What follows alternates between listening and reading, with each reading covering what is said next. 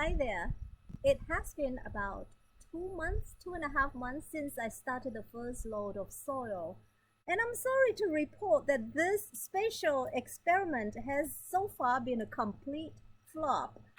Between the drought and the heat, this whole place, this whole space is languishing.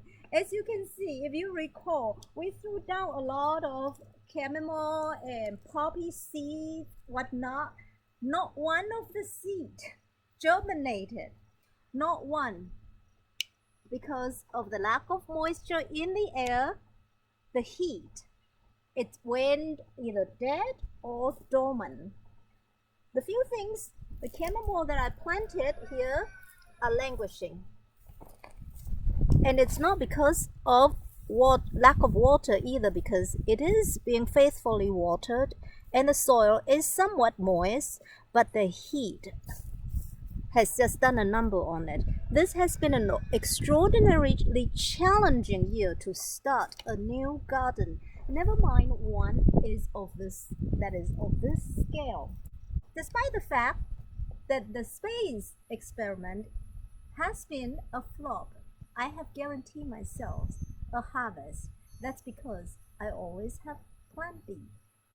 Plan B is that I have sneaked in a lot of the things that we are going to use as tea into last year's flower bed.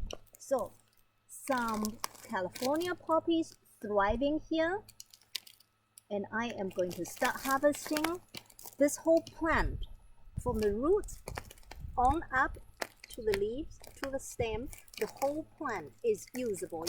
Lavender, which I will use sparingly because lavender is very strong.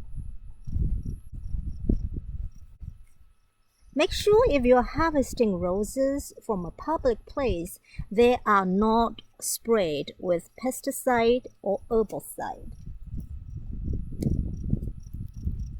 I also have sneaked in calendulas everywhere because calendulas makes the most marvelous companion plants for my vegetable garden. Here is a patch that's ready to be picked.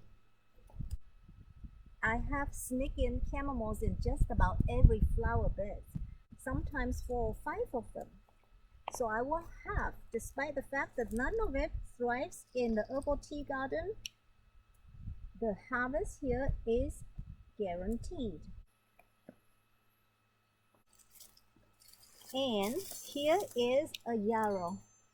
Remember what I said about yarrow? It has to be the white flower, whitish, creamy color ones. All the other species, cultivars, have had the medicinal values bred out of it.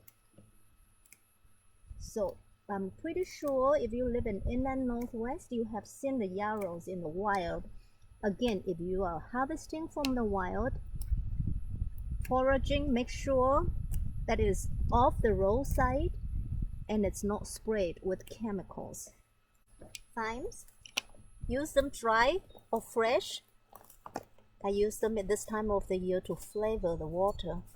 Let's check in with the pots, the low budget pots that we fixed up in the middle of May. This is about 45 days after we planted, and look, everything is doing so well. Calendula is ready to harvest,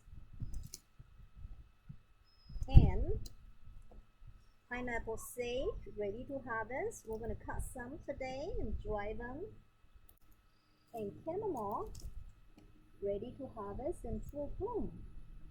The thing about the pot is, in this heat you might have to water it not just every day but twice a day. This is the second harvesting of lemon balm that I'm doing. When it grew to about 3 feet tall, I have hacked about a third or maybe more than a third off already. You can see this is where I have cut. I give it a haircut, clear cut, so that the side shoots will start coming in. Peppermint. So take off the tender top like this, and when we go inside, I will show you how to separate them.